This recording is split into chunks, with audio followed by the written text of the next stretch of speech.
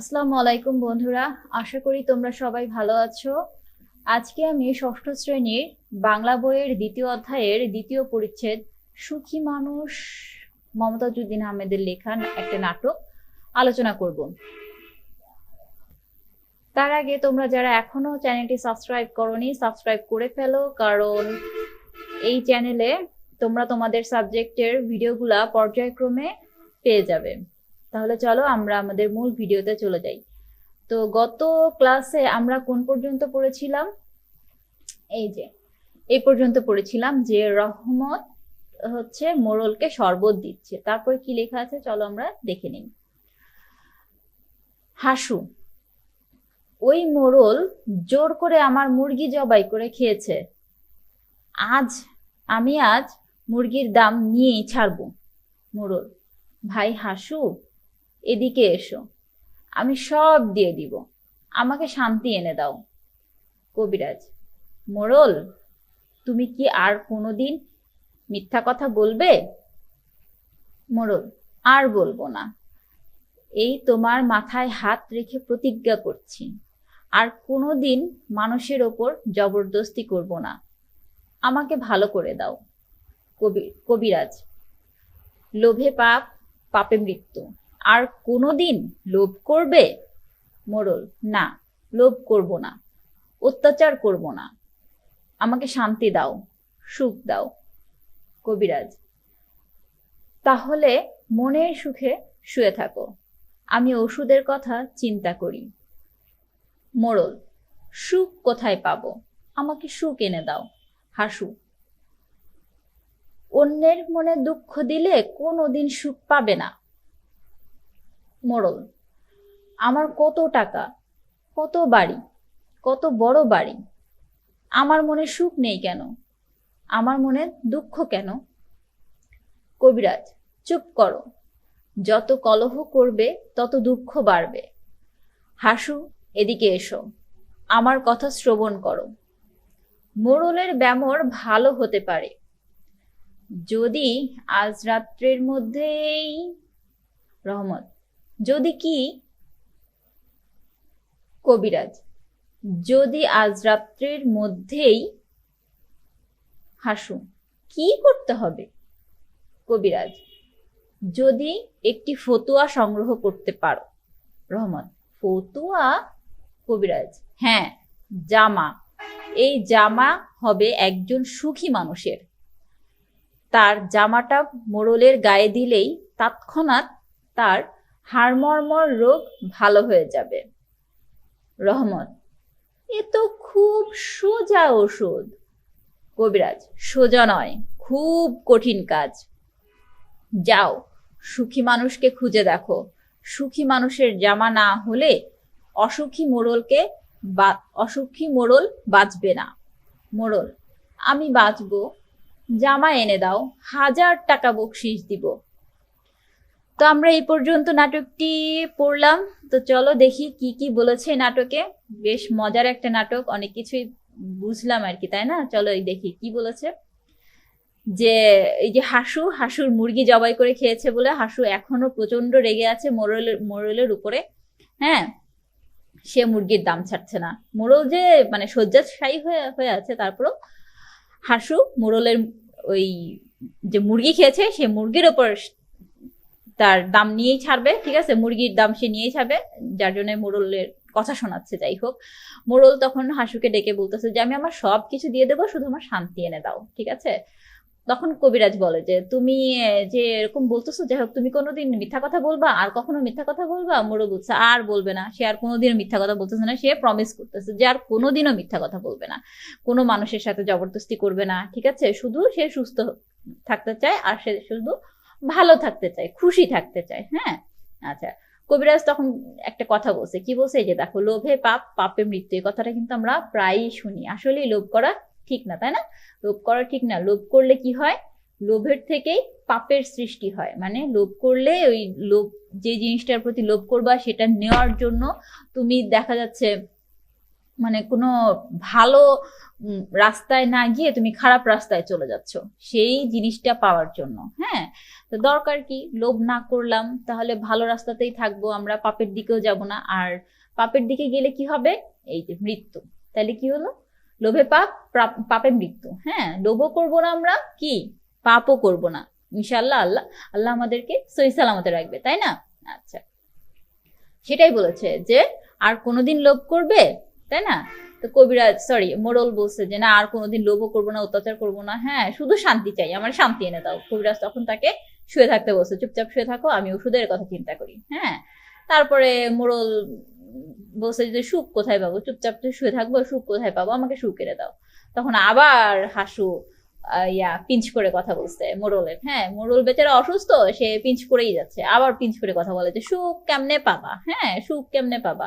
এরকম মানুষের মনে দুঃখ দিলে সুখ পাওয়া যায়, ঘটনা কিন্তু সত্য। কাউকে যদি তুমি কষ্ট দাও, কাউকে দুঃখ দাও, হ্যাঁ কাউকে ঠকাও, হ্যাঁ কাউকে দুঃখ কষ্ট দিয়ে ঠকিয়ে যদি তুমি কোনো কাজ হাসিল করো, মানে যদি কাজ উদ্ধার করো বা কোনো কাজ করিয়ে নাও, তাহলে কিন্তু সেই কাজের থেকে তুমি যে বেনিফিট পাবা, ঠিক আছে, সেই বেনিফিট কিন্তু মানে খুব একটা বেশি দিন তোমার থাকবে না। ওইটা কিন্তু তোমার একভাবে না একভাবে হ্যাঁ ওই মানে যে সুখ স্বাচ্ছন্দ্য যে পাইলা অন্যকে দুঃখ দিয়ে, অন্যকে কষ্ট দিয়ে, সেটা কিন্তু সেই সুখ স্বাচ্ছন্দ্য ভালো থাকা, হ্যাঁ আনন্দ, ওটা কিন্তু বেশিক্ষণের জন্য স্থায়ী হয় না, ওটা কিন্তু আবার চলে যায়, খুব দ্রুতই চলে যায়। এই জন্য মানুষকে দুঃখ দিতে হয় না। হ্যাঁ, এই জন্য এখানে বলছে যে অন্যের মনে দুঃখ দিলে কোনোদিন সুখ পাবা না, এটাই। তারপরে মোড়ল আবার বলছে যে আমার এত টাকা, এত বাড়ি ঘর, আমার এত এত ধন সম্পদ, তারপরেও আমার মনে এত দুঃখ কেন, শান্তি নাই কেন? হ্যাঁ, এটা হচ্ছে মোড়ল শুয়ে শুয়ে এইটা চিন্তা করতেছে আর বলতেছে। হ্যাঁ বলতেছে, তো কবিরাজ বলছে চুপ করো, যথেষ্ট হয়েছে, আর কথা বইলো না, ঠিক আছে? কোলাহল, কোলাহল মানে কি, প্রচুর কথাবার্তা হয় যেখানে, হ্যাঁ আমরা যে শব্দ অর্থ দেখেছিলাম কোলাহল। আচ্ছা, কোলাহল করো না, যত চিন্তা করবা, ঠিক আছে, যত কথা বলবো তত দুঃখ বাড়বে।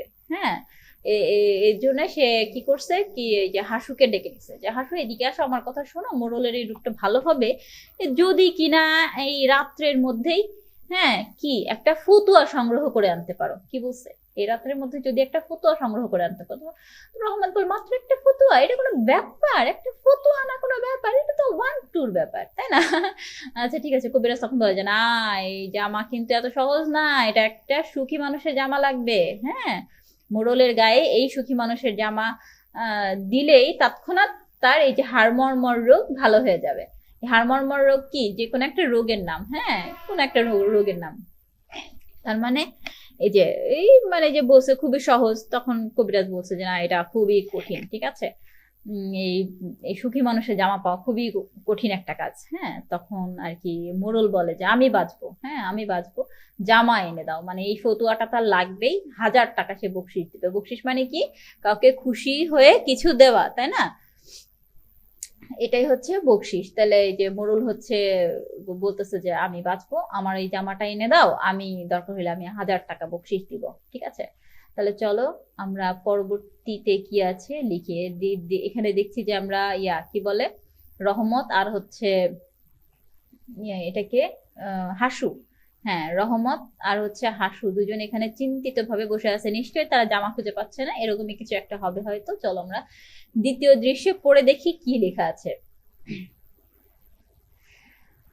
বনের ধারে অন্ধকার রাত, চাঁদের ম্লান আলো। ম্লান আলো মানে কি, হালকা আলো, তাই না? হালকা আলো আমরা পড়েছি।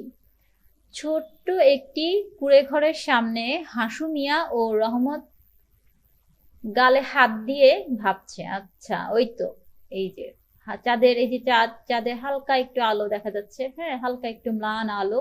হ্যাঁ, এই কুঁড়ে ঘর, এই যে দেখা যাচ্ছে কুঁড়ে ঘরের সামনে হাসু মিয়া আর হচ্ছে রহমত এই যে বসে বসে ভাবতেছে। হ্যাঁ, ওকে চলো পড়ি নিচে কি লিখেছে। রহমত, কি তাজ্জব কথা, 5 গ্রামে একজনও সুখী মানুষ পেলাম না। যাকেই ধরি সেই বলে না ভাই, আমি সুখী নই। হাসু, আর তো সময় নেই ভাই, এখন 12টা, সুখী মানুষ নেই, সুখী মানুষের জামাও নেই। মোড়ল তো তাহলে এবার মরবে। রহমত, আহারে, আমরা এখন কি করব? কোথায় একটা মানুষ পাবো যে কিনা। হাসু, পাওয়া যাবে না, সুখী মানুষ পাওয়া যাবে না। সুখ বড় কঠিন জিনিস। হুম, এই দুনিয়াতে ধনী বলছে আরো ধন দাও, ভিখারি বলছে আরো ভিক্ষা দাও, পেটুক বলছে আরো খাবার দাও, শুধু দাও আর দাও, সবাই অসুখী, কারো সুখ নেই।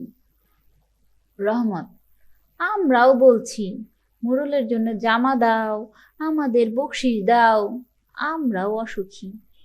হাসু, চুপ চুপ, ঘরের মধ্যে কে যেন কথা বলছে। রহমত, ভূত নাকি? চলেন পালিয়ে যাই, ধরতে পারলে মাছ ভাজা করে খাবে। হাসু, এই যে ভাই, ঘরের মধ্যে কে কথা বলছো, বেরিয়ে আসো। রহমত, ভূতকে ডাকবেন না।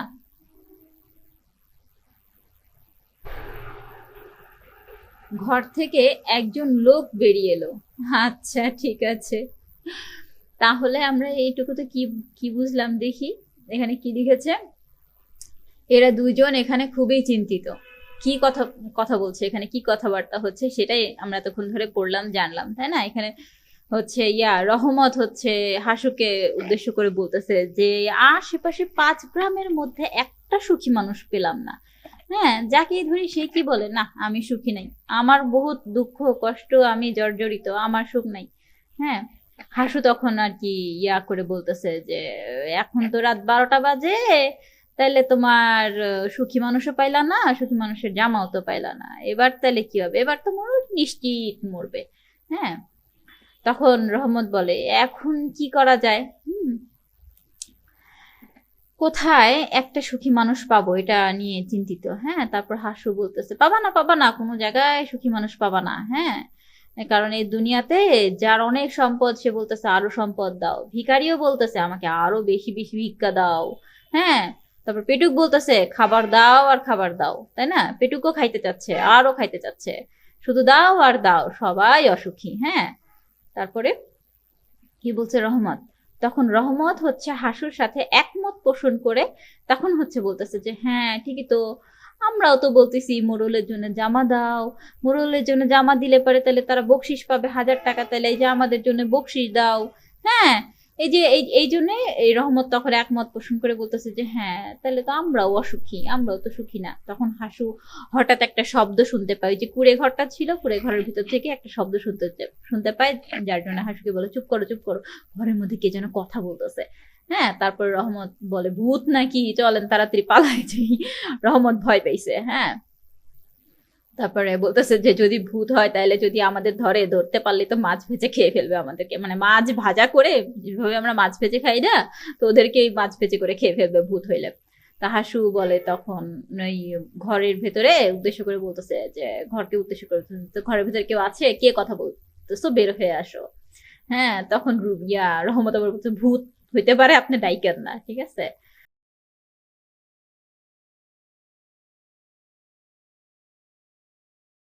লোক, না, সারাদিন বনে বনে কাঠ কাটি, সেই কাঠ বাজারে বেচি, যা পাই তা দিয়ে চাল কিনি, ডাল কিনি, মনের সুখে খেয়ে দে গান গাইতে গাইতে শুয়ে পড়ি, এক ঘুমেই রাত কাবার। হাসু, বনের মধ্যে একলা ঘরে তোমার ভয় লাগে না, মানে ভয় করে না যদি চোর আসে? লোক, চোর? চোর আমার কি চুরি করবে? হাসু, তোমার সোনা দানা, জুতো জামা, জামা জুতা। লোকটি প্রাণ খোলা হাসি হাসছে। রহমান, হা হা করে পাগলের মতো হাসছো কেন ভাই? লোক, তোমাদের কথা শুনে হাসছি। চোরকে তখন বলবো নিয়ে যাও, আমার যা কিছু আছে নিয়ে যাও। হাসু, তুমি তাহলে সত্যিই সুখী মানুষ? লোক, দুনিয়াতে আমার মতো সুখী কে? আমি সুখের রাজা, আমি মস্ত বড় বাদশাহ। রহমান, ও বাদশাহ ভাই, তোমার গায়ের জামা কোথায়? ঘরের মধ্যে রেখেছো, তোমাকে 100 টাকা দিব, জামাটা নিয়ে এসো। লোক, জামা? রহমত, জামা মানে জামা, এই যে আমাদের এই জামার মতো জিনিস, তোমাকে 500 টাকা দিব, জামাটা নিয়ে এসো। মোড়লের খুব কষ্ট হচ্ছে। লোক, আমার তো কোনো জামা নেই ভাই। হাসু, মিছে কথা বলো না। লোক, মিছে বলবো কেন, আমার ঘরে কিছুই নেই, সেই জন্যেই তো আমি সুখী মানুষ। তো এখানেই আমাদের নাটকটি শেষ। তো দেখি কি বলেছে, আমরা একটু এটা মজা করে পড়ে দেখি, তাই না? মজা করে একটু এখানে ইয়া করে দেখি কি বলছে। আহারে, হ্যাঁ, আমরা এখন কি করব?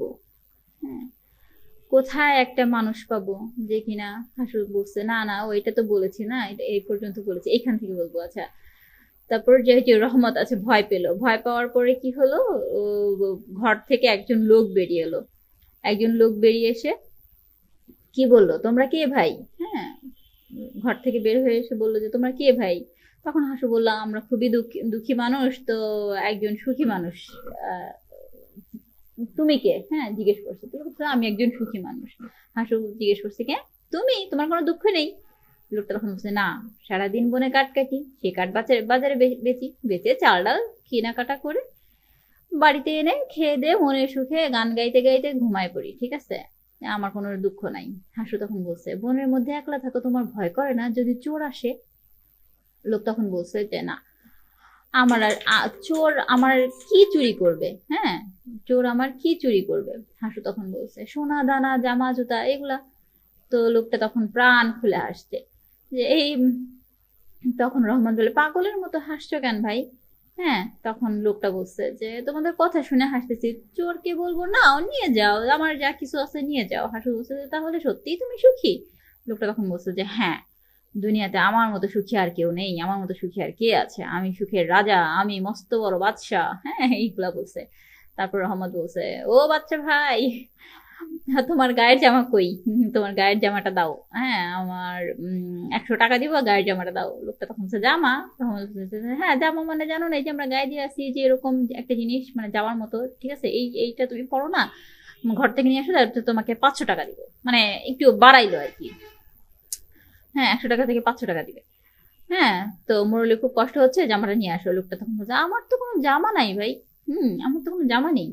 তখন হাসু বলছে, মিছে কথা বলো তুমি। এই যে মিছে, মিছে এখানে আমরা কি শব্দ ব্যবহার করতে পারি? মিথ্যা, তাই না? মিছেটা কি? মিছেটা হচ্ছে আঞ্চলিক ভাষা, এটা আমরা প্রমিত ভাষায় উচ্চারণ করব। মিছেটা কি হয়ে যাবে? মিথ্যা। তাহলে হাসু কি বলছে? মিথ্যা কথা বলো না। হ্যাঁ, লোকটা তখন হচ্ছে, মিছে কথা বলবো কেন, মানে মিথ্যা কথা বলবো কেন, আমার ঘরে কিছুই নেই, সেই জন্যেই তো আমি কি সুখী মানুষ, তাই না? তার মানে যার সম্পদ যত কম সে তত বেশি সুখী হওয়া উচিত, কিন্তু আমরা তো আসলে মূলত সেটা হই না। আমাদের এটা নাই, ওটা নাই, কেন নেই, কেন নেই, এই কেন কেন করতে করতেই আমরা অসুখী হয়ে যাই, তাই না? এটা আসলে ঠিক না। আমাদেরকে আল্লাহ তাআলা যতটুকু দিয়েছেন তার মধ্য থেকেই আমাদেরকে সুখী থাকতে হবে, ভালো থাকতে হবে, তাহলেই আমরা মূলত সুখী থাকবো, তাই না? ভালো থাকবো। আচ্ছা, এখানে শব্দ অর্থগুলা আছে, এখানে শব্দ অর্থগুলো তো আমি আগেই তোমাদেরকে পড়িয়ে দিয়েছি, আগেই বুঝিয়ে দিয়েছি। তো আজকে তাহলে এ পর্যন্তই, আজকের মতো এখানেই রাখছি। পরবর্তীতে আমরা শব্দের উচ্চারণ টপিকটা নিয়ে আলোচনা করব। তাহলে তোমরা সবাই সে পর্যন্ত ভালো থেকো। আল্লাহ হাফেজ।